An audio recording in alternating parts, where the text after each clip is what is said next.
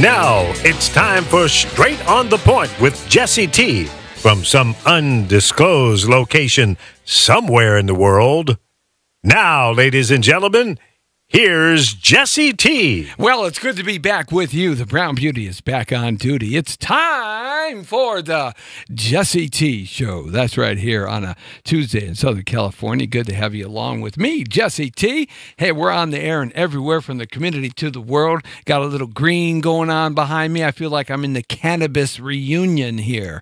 I'm going to do a unionized cannabis business. I think I got a cue there. You know, this cannabis business in Southern California and California is exploding. I saw a guy about 3 months ago. He had so much money, he didn't know what to do with it. He's making like $400,000 a month cash. Yeah, and he can't put it anywhere because the federal government has no place to put it. They won't let you put it in the banks. Man, those dudes are rolling in the cash. Whoa, we need to do something like that. So I'm kind of getting you guys used to the background here. We got some cannabis palm trees growing. Something like that. All right. Good to have you along with me. Hey, we have got a great show lined up for you today. I told Lee Baby Michaels, I said, you know what we're going to do today? We're going to do the soft shoe show. The soft shoe show. And what that means is that we're not going to talk any politics today. No politics today. Except, well, no politics. No, yeah. No politics today. Oh, no political poo-poo today. No, we can't do that. In fact, what we're going to do is we're going to watch my daughter play soccer here. Let's see what she's doing. Let me see. My daughter's in Chicago right now, and she's backing up the goalkeeper for the Chicago Red Stars. And you can catch them on where the heck are they here? Let's see where they are. Okay, let's see here. See, guys, I've got my special phone here like we all have, and I've got the app here. I downloaded the NWSL app to watch my daughter play soccer today. They called her back to Chicago because the Chicago Red Stars are playing Sky Blue. And for those soccer moms out there and soccer dads who have daughters growing up, becoming soccer players and playing somewhere in these great United States, soccer, let me tell you, I was there. And now my daughter, Ryan Torero, she's on the pitch playing in the NWSL. Right now she's backing up. They called her in for the Chicago Red Stars to back up the goalkeeper who's playing right now. And they're in a playoff right now for a playoff position. They're going to try to win one goal in the next 2 games. And if they do that, they automatically secure themselves a 4th playoff position in the championship for 2018 in the NWSL. And that is the largest or the very highest you can go in the world in women's soccer, the NWSL here in America. Every country has its World Cup team. Every country has its international or national team. But the money and the notoriety all happens out of America and the NWSL. And so I'm going to bring it up here, and we're going to see if I can cue in on the game here and see if we can get this thing hooked up. The other cool thing about that is that when you get to the NWSL, I was just doing the math just before the show started because Lee and I were talking about how many girls, young women, actually ever have the opportunity to get to that level. A little history about my daughter, Ryan Torero. And Ryan went to Village Christian School here in Los Angeles, and she started playing soccer when she was about 14 years old. She became a goalie when she was 14. She actually started playing, about 11 years old, started playing soccer. She's 28 now, so you can kind of get a reference of years. And she was an athlete before then, a gymnast, a basketball player, a swimmer, a terrific swimmer, and she could play power forward too. But she was a brute, man. She takes no guff from nobody, and she gravitated towards soccer though. She played softball too. She was a catcher. She gravitated towards soccer, and goalkeeping became the position that she really just exploded in. And she got hooked up with the probably very best goalkeeper coach in the world today, Ian Foyer, who played 14 years for the EPL, the English Premier League. And that's the highest you can go in men's soccer in the world, is the EPL, the English Premier League, or the Barclays League, coming out of England. That's where those $20 million a year contracts, and you hear about and read about in soccer. And he played there, and then he played for the MLS. He played in New York and Chicago, Philadelphia, and here in Los Angeles. And then he coached the MLS Galaxy here in Los Angeles to 5 championships as a goalkeeper coach. He also coached at Pepperdine and coached at UCLA, and now he's at USC, and he has a private goalkeeping academy. Well, he hooked up with my daughter. My daughter actually hooked up with Ian, and it was really a great match because Ian hadn't coached a girl yet. He was only coaching boys. And so Ryan became his protege on the female side. He did spend time with Hope Solo, but not on a continual basis, year in and year out and year in. Ryan became that. And so Ryan moved into the club team situations and was on the nation's very best youth club team. They won 3 championships. And then she went into high school, and they did very well, moving on into almost making the CIF playoffs in the state. But she didn't have many scorers on her team, but she was such a closer as a goalie. And then she moved into college, and she had 31 of the 301 schools, NCAA Division I schools that play women's soccer, all challenging themselves and competing for Ryan as a goalkeeper. So we went on about 10 or 12 trips that season after senior high school season, and she was still on the club team. Made ODP, that was Olympic Development Program, and then got a full scholarship that she took. She had actually 7 full ride scholarships. 31 schools offered her money, but she had 7 full ride scholarships. And she was a good student, too. She had B's and A's. So she chose Wyoming, University of Wyoming. Unfortunately, it didn't work out there. Then she transferred over to North Carolina, and it worked out there excellent for her, broke all the records. And then from there, when she graduated, she then went to Europe to play in Switzerland, and she played in France and Germany and England and Spain and all around Europe for about 3 years. Came back and played in the triple league, sort of like the triple league of soccer here in Los Angeles. Went to the championship round, and they didn't win. She got injured, and then healed up. They did well again the next season, and then she got her invite to the Chicago Red Stars of the NWSL.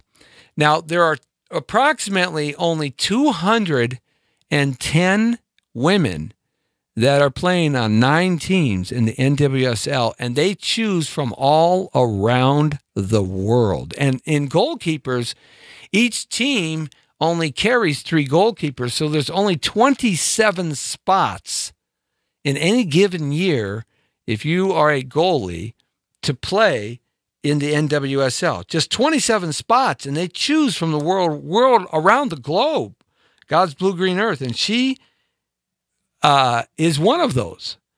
So the statistics of making it there are astronomically impossible. It's like winning the California lottery. If you think about it, when you drive by all the soccer fields across America, from sea to shining sea, of young girls and little girls playing soccer, the thousands, 10,000s, hundreds of thousands, millions, just in America alone, who are playing soccer. If you think about it, and there's only 27 goalkeepers that play ever in one season in the NWSL, well, you can see the magnificent feat that Ryan Torero has accomplished in her life. And it has not come easy for her.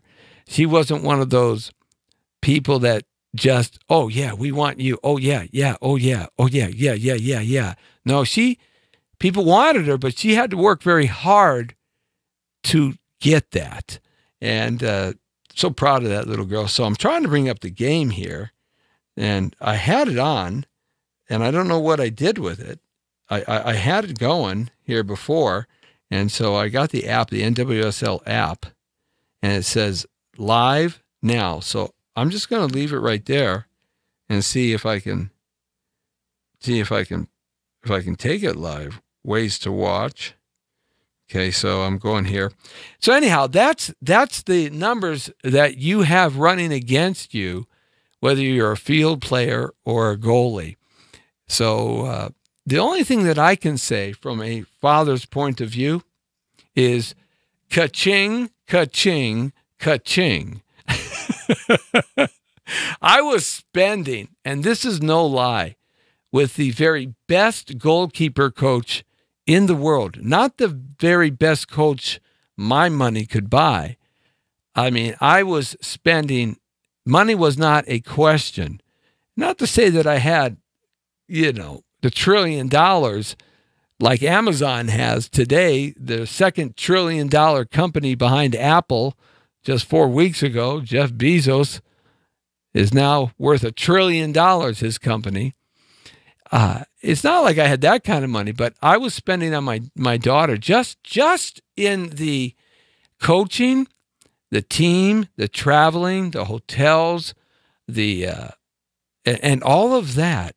We were spending in the area, and this is no lie, about $40,000 to $55,000 a year, easily $50,000 a year, just alone on Ryan Torero's career. But boy, oh boy, it's paid off. Yep. That's why I don't have a Bentley sitting out in the parking lot here. I got the gray ghost. But it's paid off, boy. Double major college athlete, double majored in criminal justice and French, and full ride scholarship college athlete, and European international player, and now a NWSL player. You just can't ask for more from a young person, dedicated and kept her nose straight for the most part, and kept her life clean and going forward, and never did any drugs or alcohol or anything like that, and always lived a good life and trained. And she had some issues, but hey, all young people have issues. I still got issues, some people say. I don't see why some people say I still have. Do I still have issues? I don't have any issues. Do I, Lee? No, come on. Tonnage. I don't got tonnage of issues. Okay, I got a few 100 pounds of issues. Thousands. Oh, that's not really fair. You are an evil man. You are evil. You know why you're evil? Because you're eating that juicy, red, sweet watermelon in front of me. I know. I swear, God made one really good fruit that is the best frozen, cold, hot, right from the vine, split open by accident, is watermelon. Totally. When we were kids, my friend Fat Michael's dad was a produce guy, right? On a side job. He worked for the 7-Up distribution company. But Fat Michael's dad was on the side. He'd take his fruit trucks out to Canaan Dune Road and Las Virgenes Pass. Las Virgenes Pass, really, because there were no houses beyond them when I was 10 years old. There wasn't even any houses in Las Virgenes on the way to Malibu when I was 10 years old. But he would get out there with his fruit trucks and these big painted fruit signs, the fruit truck, the truck. This was way before. This was 1970, right? This is way, way back and before anybody was doing that, selling fruit on the side of the freeway. I mean, a long time ago, Mr. Roush.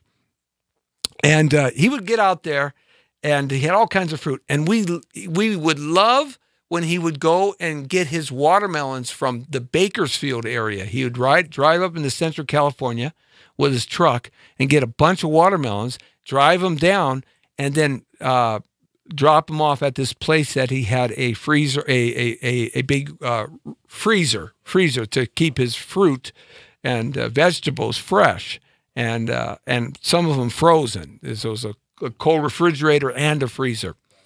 And he used to gather up the neighborhood kids, which was Charlie Roush, Fat Michael, that was my friend, Fat Michael, me, Jeff Robeson, and Jimbo. Jimbo was his brother's name. Jimbo, right? I mean, is that like a Louisiana country backwoods name? Jimbo. And he looked like, when I say Jimbo, he looked like a Jimbo to you. Whatever that comes in your mind, that's Jimbo. Okay? And he acted like it too. So, and what we would do is Charlie, who was the oldest, and Van would be there. The two older guys, Charlie, who was the oldest, would be on the truck, right? And he would toss the watermelon. We have this watermelon line, like the old bucket brigade, when they would put out the fires in the old towns, the old western towns, when the barn caught on fire. We'd have this watermelon brigade. And Charlie would throw it to Van. Van would throw it to Jeff, to Michael, to me, to Jimbo, and to Gigi. Gigi was the little girl, and she would be somewhere in the middle. And Van would be actually in the freezer. Charlie would be at the truck, the two older boys, right? And we had this procession. And what we tried to do is we tried to get those watermelons going as fast as we could off the truck. Boom, boom, boom. I mean, you turn around, you take the watermelon like this, and you go whoop to the next guy and turn around, and you'd be catching the watermelon. One was in the air when you were boom, boom, right? And the reason why we did that is because here was the rule.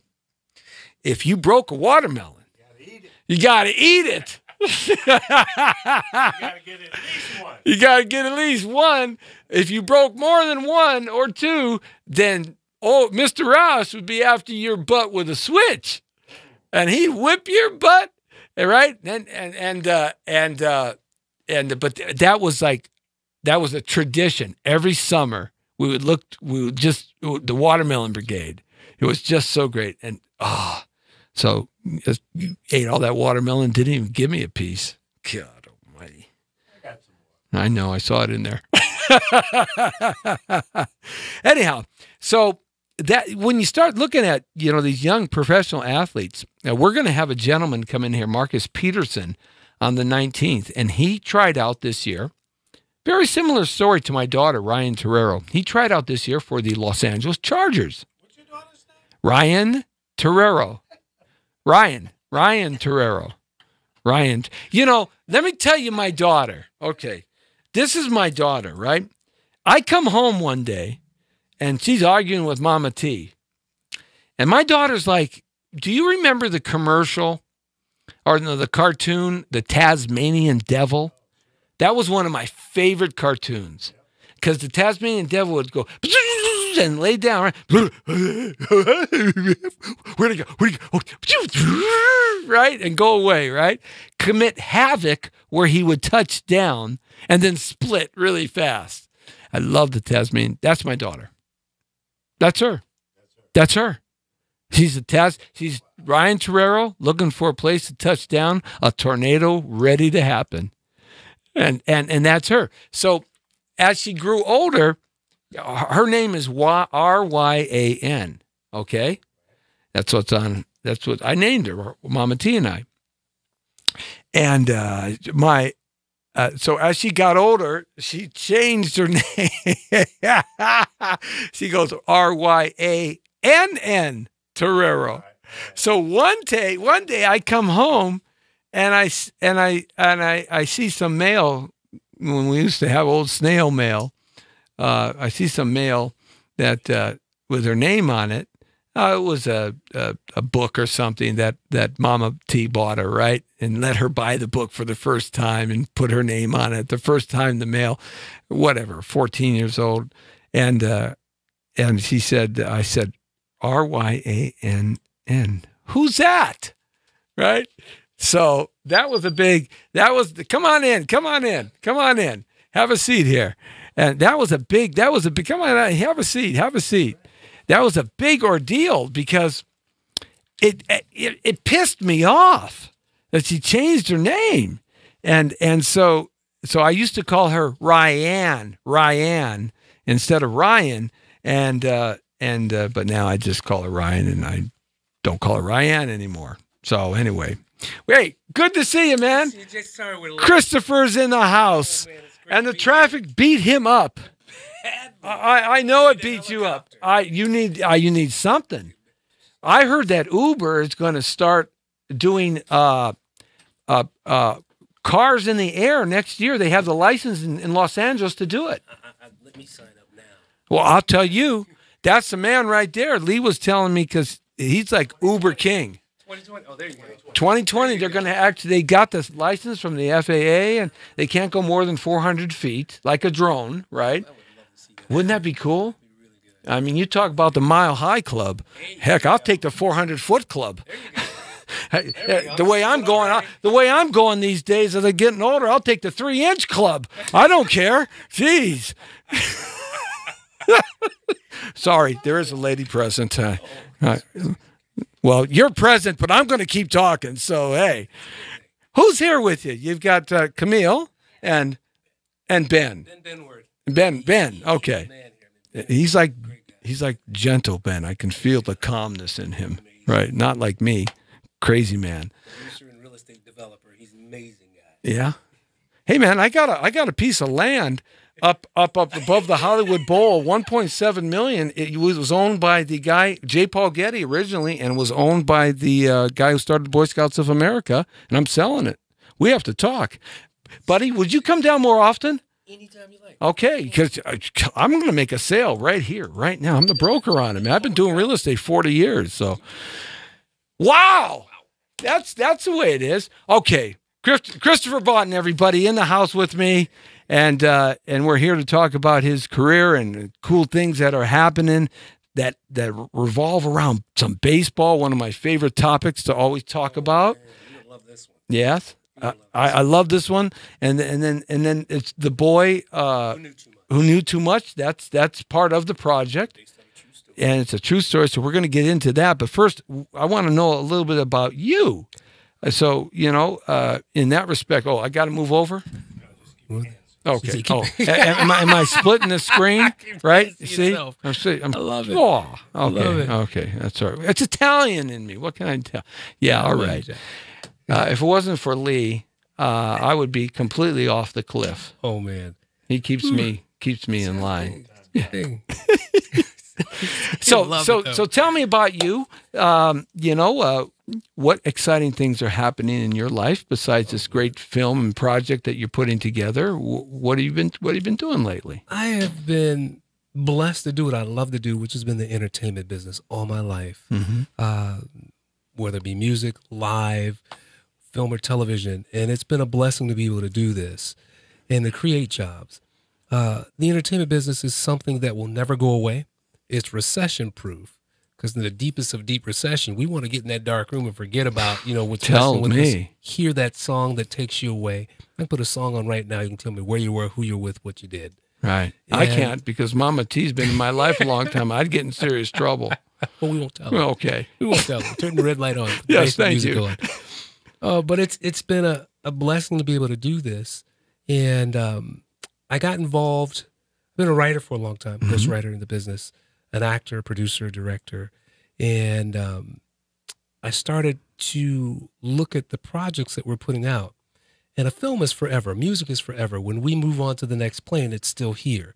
So if the campfires are entertainment, I said, I got to put some good logs on the fire. Right. And Yeah, it's kind of cool, you know, when you look at late night TV or some of these, there's so many channels now from old movies, and you go back to the 1960s, but then you jump back another 20 to the 1940s, then you jump back another 20 to the 1925, 1920s, and these things are running on late night cable TV and things like that. It's cool to see some of those old, though they're dated and stuff, they're still quite entertaining. You're seeing the technology and see how things keep advancing, seeing the things that come together.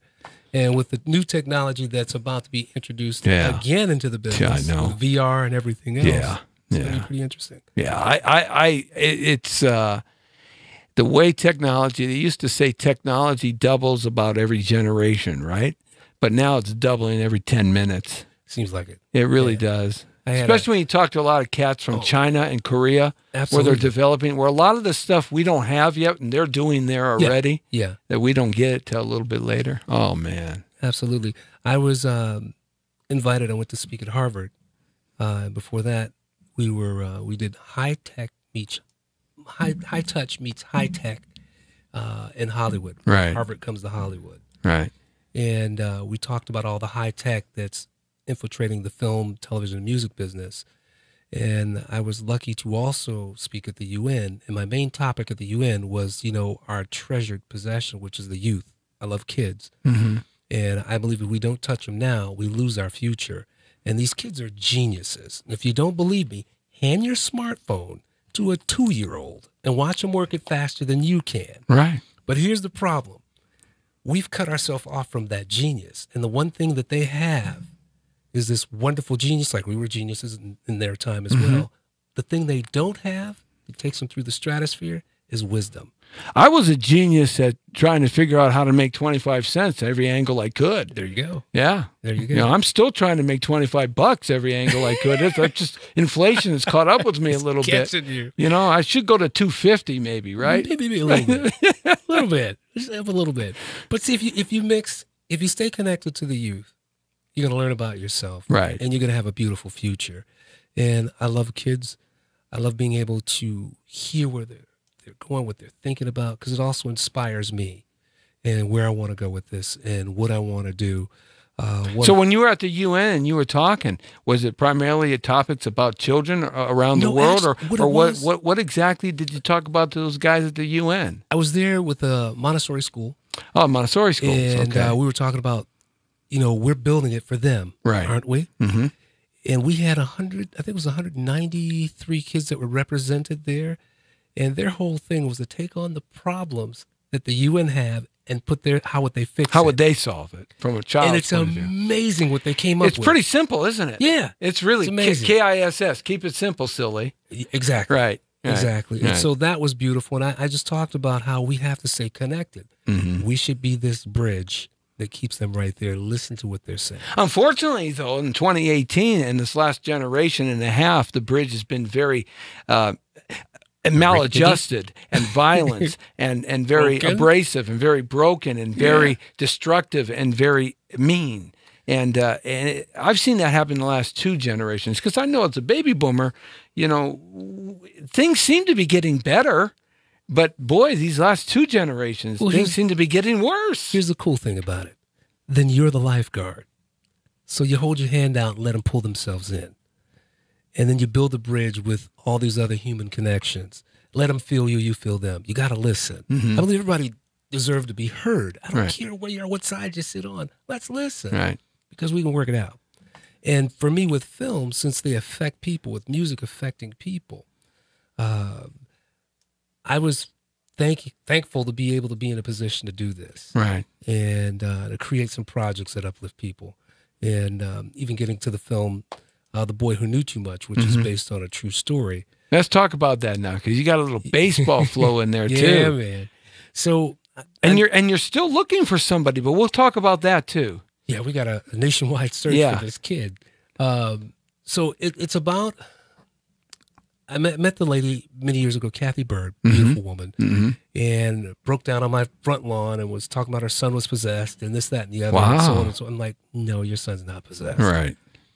He may be, getting these messages, maybe to bring you guys together again. And it's not that. I said, let's record everything he writes, everything he says, everything he does. Mm-hmm.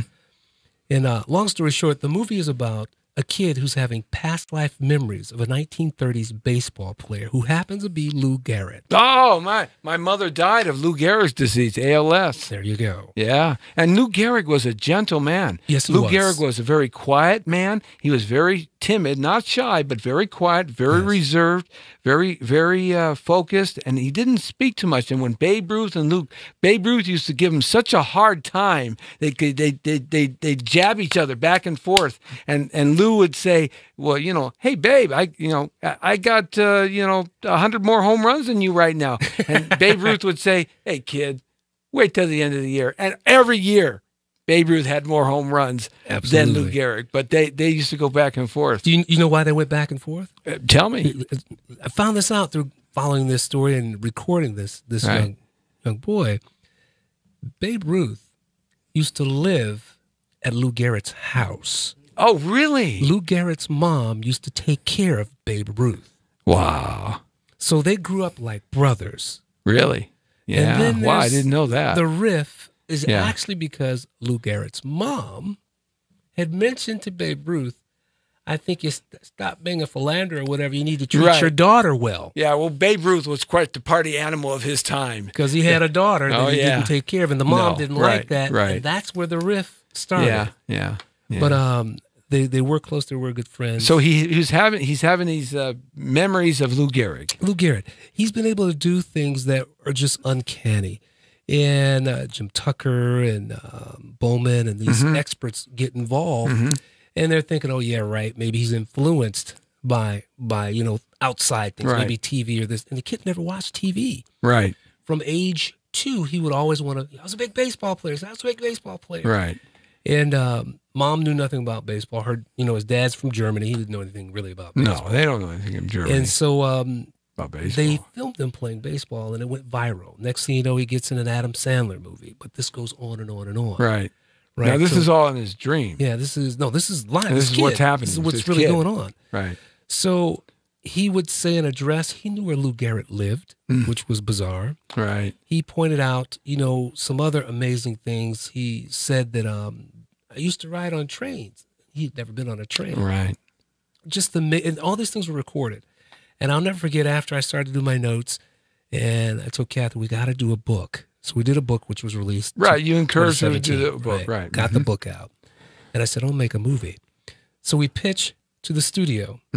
And he was maybe about 5 at the time. And he's running around the room. And Kathy's there. Zach's in front of us. And they said, well, can you get him to sit down? Let's talk to him. I said, sure. I said, sit down, Christian. He sits down. And they said, do you know who Lou Gehrig is? And he stops. He goes, of course I do. Oh, man. Bang. Creeped everybody out. I said, Yeah. I can't teach him to do this. Yeah. What young child is going to remember anything about Lou Gehrig? Someone 2 and 3 generations before him, right? Yeah. But if you see him, there's some similarities there. Really? He's a lefty. He's got the dimples. He's got all the stuff. It's Wow. kind of really uncanny. Well, I just hope he doesn't have the one similarity. Oh, yeah. And he's a prodigy, baseball prodigy. He's Yeah. incredible. Yeah. Incredible player. But it's a fun story. The story is that love never dies. And it's something that will always be. Once It's a family created. film, too, Yeah, right? Yeah, it's family film. I like to see that happening in Hollywood now. Patrick Kilpatrick, Kevin Sorbo. I just spoke with Kevin Sorbo, and he had a huge hit with Hannity. He had backed that one in terms of the budget, Right. and it made 10 times the budget. Oh, yeah. 10 times the budget. And now Kevin, of course, he's been doing these family-friendly projects for years now, ever since Hercules ended. That's kind of where his passion is. But now Hollywood's starting to catch up with it, because in Hollywood, you either have the CGI films, the big explosions and all that, or you've got independent producers, and that's it. Yeah. There's nothing in between anymore. See, my whole thing is that. And that's a story, and I like stories. Exactly. You want to touch somebody's heart. Yeah. I believe you touch somebody's heart.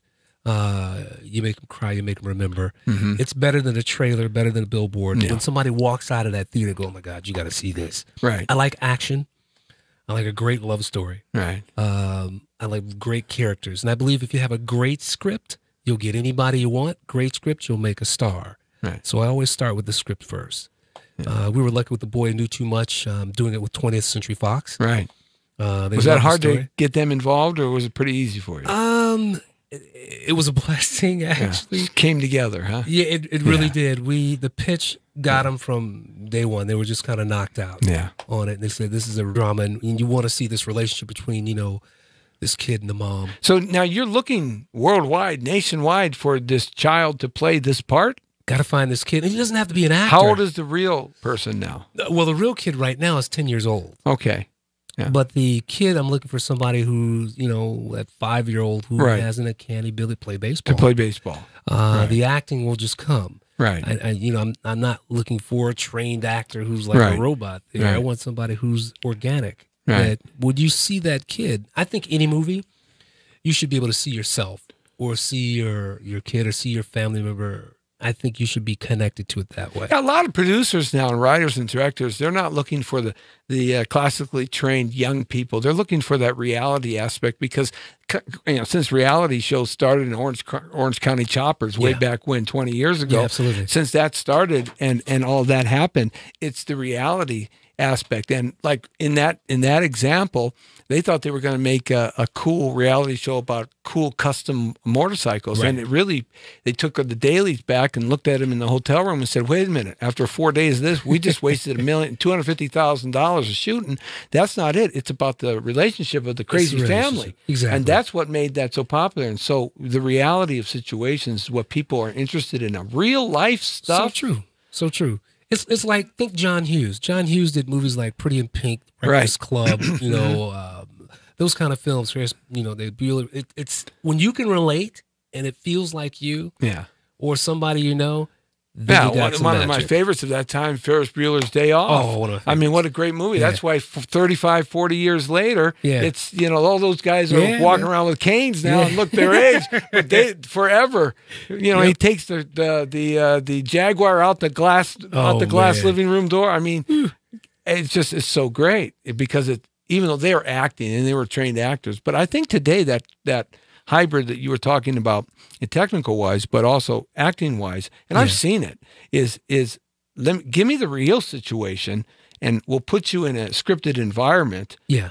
But I want the reality of it happening, and I want to feel that cutting edge stuff. Feel it gets boring, but there's pieces of it that are really exciting when it hits. Yeah. Right. I mean, it's very few films today, I feel, that really gets you, make you. People ask me how come that I think it was Panther did so well. I said because I think people connected with the brother-sister relationship, with the father relationship. Yeah. Same. One of my other favorites is Crazy Rich Asians. I haven't seen it yet. You got to see it. Everybody's telling fun. me to see it. From the word go, it's fun. Yeah. It's not really, you think it's a sappy, this kind of. No, it's fun. Yeah. The characters are great. The story is wonderful. Right. I think Black Panther, a lot of people said it was because it was the first black superhero and it was all built around African-American actors and all that stuff. No, that wasn't, that may have been one of the hooks that brought in a certain segment of our society and the soundtrack and stuff and the movie itself. But the underlying score was the fact that it was a relationship movie more than it was a superhero movie. That's why Superman... that's why we like Superman and Lois Lane so much. It's because it's that relationship, that love story that's underpinning who these people are. Just drives it. And whereas in Batman and all the Marvel stuff, Batman, Spider-Man, Ant-Man, it's just the pizzazz of the superhero character. There's no underlining love story. And Panther had the same thing that the Superman Lois Lane combination. You know what I mean? Oh yeah, I know exactly what you mean. I think there's people. I write movies for women. I love women. Right. So I don't think about dudes. Right. I'm thinking about women because if you hate my movie and your girl said we're going to this, you're going to be. Jesus, if I knew that, I would have wore a blonde wig for you, man. Hey, Lee, we got any red wigs in the back? He's too handsome to give past me. Thank you. Oh, no blood, no. I love women. You like brunettes? I like them all. Because I'm too gray now. I think that we have to come together, and I love films that really get you. Right. And I find that my sisters, my mom, great strong women out there. Right. The women that I work with in the business, I feel this energy and how they're attracted to certain things, and I kind of swing towards, you like that? Okay, this is great. Think about it. You score a touchdown, you go, hi, Dad. You go, hi, Mom. Right. Right. Taj Mahal was built for a woman, right? Right. Wars are fought because of women. Think about it. I score a touchdown. I go, it wasn't me. I'm not here. Wasn't me. Wasn't me. Just give me the $25, will you? Wasn't me. Yeah, we'll Thank you. Get you over your athletics, man. You got to come hang out with it. But I know what you mean. That's true. It's time, man. Well, look at the demographic that all advertisers buy in marketing promotion. It's all directed 35, 54 women. Yeah. So, I mean, that's always been a demographic in TV and radio and everything that you do. It's always 35, 54. Love They on control them, the love budget of the yourself. house. Yeah. Traditionally, and even today, as a lot of the mores are changing a little bit, they aren't, because when it comes back to it, you have a happy wife, you got to have a happy life if your wife is happy. So if your wife's not happy or your significant other isn't Work that happy, out. your life sucks. I don't care Yeah. how much money you Very got. true. Very true. Especially with Facebook, you can't get the hell away from nobody. Exactly. But we're in a And great. I've been trying to get away from Mama T for 43 years. Goddamn technology has got me going now like shit. I swear to God. Life gives you lemons, make lemonade. I just make some guava juice every now and then. Gee. You didn't know this was going to be this kind of interview, did you? Oh, man. Sorry, it's being very introspective right now. It's sort of like a healing going on here. It's a healing going on right now. You've been healed. Oh man. So how do you go about finding an actor nationwide with all the great talent, and how do you go about even starting that? Well, number one, you got to open it up. Yeah. And I really believe in you open it up to folks and see what's out there. Mm-hmm. I look for the new. I look for the inspiring. And I always tell people it starts with a great script. Got a great script, you'll make a star. You got a great script, and you'll get anybody you want, Right. pretty much. So the first thing was, I didn't want to look for an actor. Right. I wanted a kid who loved baseball.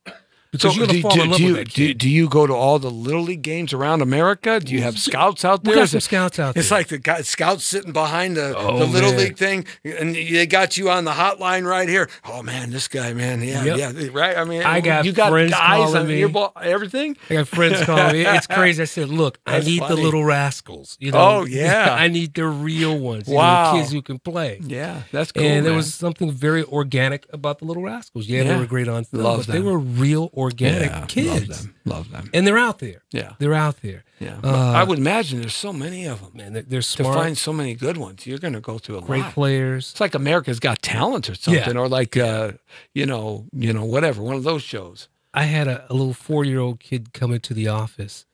He says, I'm ready. So what we playing? And, I'm like, where'd this little person come from? They got he no was fear. incredible. Got no fear. Yeah, he got no was fear. just a beautiful little spirit. Right. Got So no fear. I'm having a great time, looking for that and putting it together. I have some other projects we're working on as well. I have another project called Live, which is a suspense thriller. Really? Now, what's that about? Oh man, it's about a famous doctor who can heal people without the use of medicine. Wow. He's got 8 people he keeps in a circle. He's working on them to make them better. We quickly find out that these 8 patients have all died and come back with different gifts. Gifts seeing the past, gifts seeing the future, gift hands laying on people, making them feel better. Yeah. He uses their gifts to help outside the group. Oh, wow. So it gets better than that. He hasn't told them when he was a kid he drowned and somebody brought him back. That's So how he can had. find So them. he has So he's the got gift. a gift to find them. Ah. Everything's going great. Uh-huh. So he takes an 8-year-old little girl who came out of a coma. He brings her in the group. Hmm. And he wants them to help her speak because she doesn't speak anymore. Mm-hmm. He believes if she speaks, you have another key. He can see what she saw on the other side. And Mm-hmm. he can help everybody. But the first time she speaks to somebody in the group, that person dies. She speaks to somebody else, that person dies. Well, that's a twist. Then she disappears. So now he's trying to hold the group together, protect the research, And find her. find her before it can happen again. Sounds like Tom Hanks. Yeah, but what he doesn't know, he's on life support systems dying. She's from the land of the living, trying to bring him out because he's the only person that could help her, and that's not the spoiler. Where does this guy get these stories? I mean, you drinking too much go blue with me, man. Kool-Aid or You something? gotta come with me, man. This is a I'm good telling one. you, I got to hang out with This you. is it, man. Man, your mind is just like if and all the time. If this and if that and if this happens and if that and right. I mean, right? You're answering that question. But it grabs the heart. Yeah. It grabs the heart. Yeah. It's I had done some research many years ago where it came from, and I was dealing with writing stories about people who had died and come back on Right. the operating table. Yeah, it's pretty interesting. Sports that field. stuff. That stuff is really Fascinating. So it's based on paranormal some stuff real like stuff. that is real cool. Yeah. Yeah, it really is. And hey, we don't know what goes on. The only people that ever seen heaven or hell are the dead ones, and I can't talk to them, even though. But maybe you can. Oh, maybe I can. Well, that's kind of a weird See, it's thing. kind of spooky. Yeah, You got all it this is kinda- electronic stuff here. Just try it someday when nobody's in the studio. Maybe not. Mom, I need $25. It's always money. That's how come they're not answering. Is that it? They don't need money where they are, man. That's right. I thought they. Your own. Oh, They say ask for anything else. whoa. They can I'm a help real- you with the guava or something, Yeah, I sure need some guava, baby. Crazy, I know. So you got lots of things happening, lots of cool Yeah. stuff going on. It's cool to have a lot of things happening, isn't it? It's good to be busy. Well, not just busy, but including people, making them a part of, what you're doing. Putting and- your team together and stuff getting like it that. done. Yeah. Yeah. It's been. Is that part a of what blast. the exciting aspect of producing and directing and writing? It and, is. And the acting's fun, but I mean, is it part of? George Lucas says the whole fun part about it is taking an idea and actually seeing the finished product, and you have no idea how you got there, but it got done, and it was a great journey. That's what George says. Whenever you do a film, you get a new family, Right. and it's not me, it's not you, it's a team of people. Mm-hmm. And I was teaching a class once, and we were talking about, students have to, show their film, and we Right. grade them on the film and the whole thing. Mm-hmm. And one kid who's, his parents are very wealthy, and we're Right. watching his film. He had the best film in the class. Yeah, of course. Got all that money. Yeah. So we're looking at it. I said, stop, right? So this is really good. Wow, there's over 1,000 people in those credits. Now let's think about the people Wow. who didn't get the credit. Yeah. So it takes all of those people to make a movie. Mm-hmm. I have a lady who works with me. She's my craft service. Mm-hmm. But this is how brilliant she is. Oh, you got to feed your people, right? She's so passionate about what she does. She knows that my DP Yeah. likes salt in his coffee. Before he could finish that one, there's another one in his hand. Wow. See, You know, that's she good knows how to stuff, get this. man. She keeps everything clean. Yeah. If she wasn't doing that, he wouldn't be happy. No. Or he'd have somebody go get it and slow the production down. Yeah. So there's other people, my PAs, my grips, Right. all of the other backline stuff that people have nothing about. They don't know My anything about. grandfather spent 51 years at Warner Brothers. He was hired by Jack Warner in 1938, and he spent 51 years on the lot. And then being on the lot, he was a Scot-Irishman. I'm Italian, Spanish, Mexican, Scot, Irish, French, like me. German. I'm just a mutt. Heinz 57. I'm size. look at, I was born in the back alleys of Chicago, and Oh man, that's a song. yeah, born in the back alleys of Chicago. Lee doesn't think I know how to sing. Well, I try. Try is good. Okay. God, I can't get away with nothing with this guy. Yeah, I'll sing "God Bless America" if you don't, or "Star Spangled Banner," and no. I'll make. Yeah, okay. All right.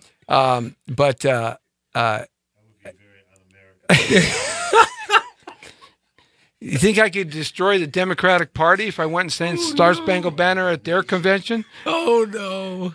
Yes. Well, you know, The I hotline told you we're photos not are- talking about politics today. No politics. You liberal, Oh, you. man. Whew. That's a good time. Man. So your dad worked, or your uncle My worked grandpa at- did, Okay. and he got on with the John Wayne clique. Ooh. My grandfather was a truck driver, Uh-huh. Teamsters truck driver. Oh, yeah. He was on the lot, and he eventually ended up retiring. He was in the greens department Mhm. on the lot. And those are the guys that bring the plants to the stage, Absolutely. and then they go sit in the truck and fall asleep all day long. Okay, especially when they're 80 years old and working on the lot for 51 years. Good job. Okay, so when he got in the John Wayne clique in the 1960s, because that John Wayne was like made. I mean, Warner Brothers itself was making 600 films a year at one time. Just Warner Brothers itself, and my grandfather worked on all those. So, or a good number of all of them with the cranes. I mean, he could operate anything that was big equipment. Cut a long story short. Anyhow, got part of the John Wayne clique, like you were talking. The camera guys, the cable op pullers, the grips, the gaffers, the lighting crew, the catering crew, the security crew, the actors, the extras, the ADs, executive associate producer. Everybody was the same. Yeah. Everybody was the same on every single film. Absolutely. You know, and you get comfortable with a group of people. Is it like that now? Yeah, it is. I mean, can you keep a cohesive group like that together now, like you used to be able to? It makes some of the best projects out there. I got lucky to work with Quentin Tarantino. Oh, I did. Nice. I spoke to his dad. To Django. Yeah. With him. Because Jamie Foxx and I mean, you're Jamie Foxx's second double. You could be Jamie Foxx. Oh, yeah. So Jamie says, come on, couldn't you be Jamie Foxx? Thank you. Next week I'll be Denzel. The week after that I'll be. You could be Denzel too. But it's funny because I watched Quentin do his thing, and he runs around with his same crew where he goes, and it's part of his magic. The same thing if you look at a lot of the greats out there. There's a magic with them and how they travel with those folks. You get close to those people that you work with, they become an extension of your family, because you're making something that is actually affecting a world. It really is affecting a world.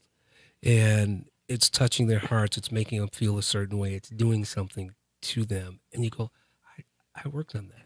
I had something to do. It's like a team. Yeah. And it's amazing. It is a lot of fun. Seeing stuff you did years ago and you see it now and you see it and you go, and you're not ready to see it. It just comes on and you see it and you're surprised and you look at it. Do you sense and see how you have grown? Yeah.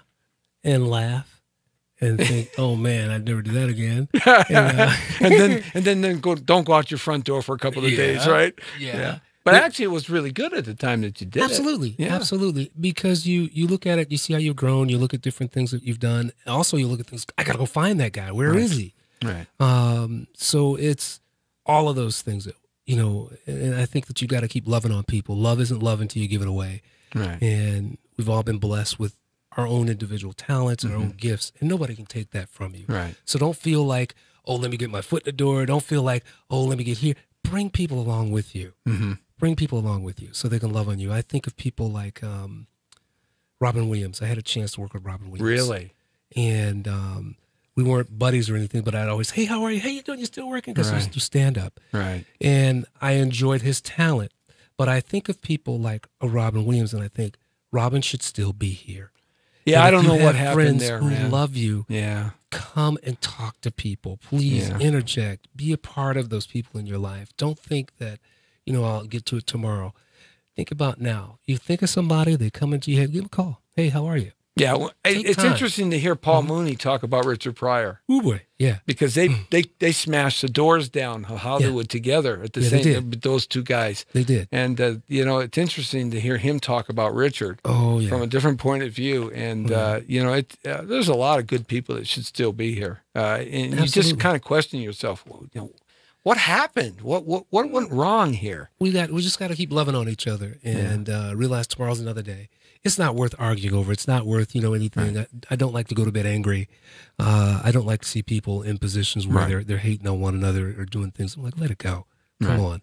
That's one of the hardest things to learn, though, as a human being, is to let it go. Yeah, because the ego. I have a hard time with that one. That ego. Letting it go. Yes, that's the ego that gets you. As Wayne Dyer used to say, it stands for edging God out, so you let the ego go. That's right, absolutely. So how do people get in touch with your organization if they have a young baseball player who they want to throw your way and let you take a look at it? Here's an idea. They could reach me on Instagram. Okay. Because I'm getting bombarded everywhere else. Yeah. So hit me on Instagram. You can go to Christopher, right? CHRISTOPHER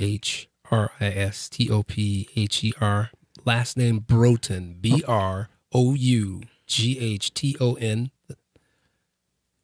1. I'm glad you remembered how to do that. Instagram, I guess.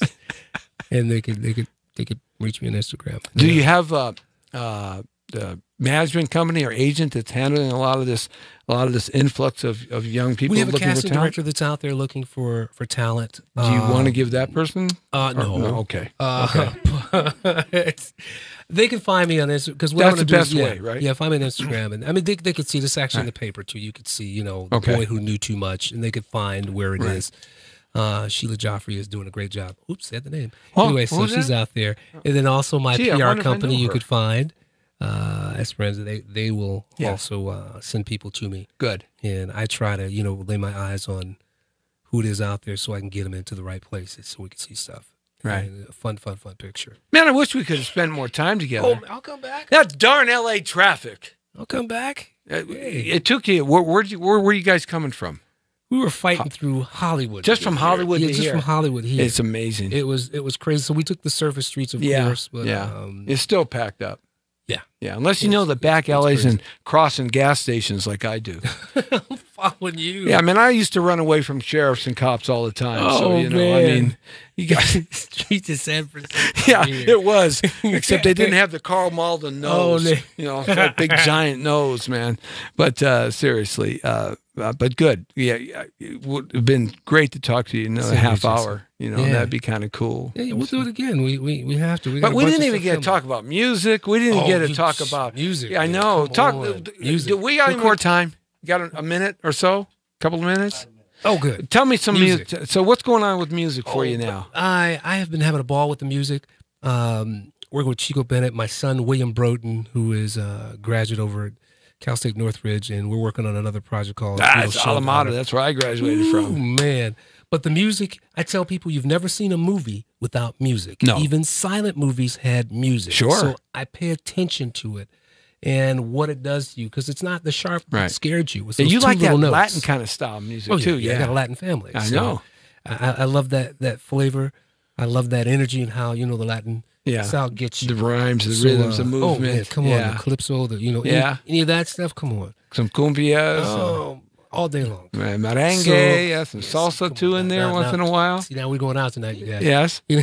I'm definitely going to put the red wig on. Yeah. No saying. All right. No saying. Desi actually was the financial genius behind Lucille Ball. They were the largest minority production company in the world at one point. I know.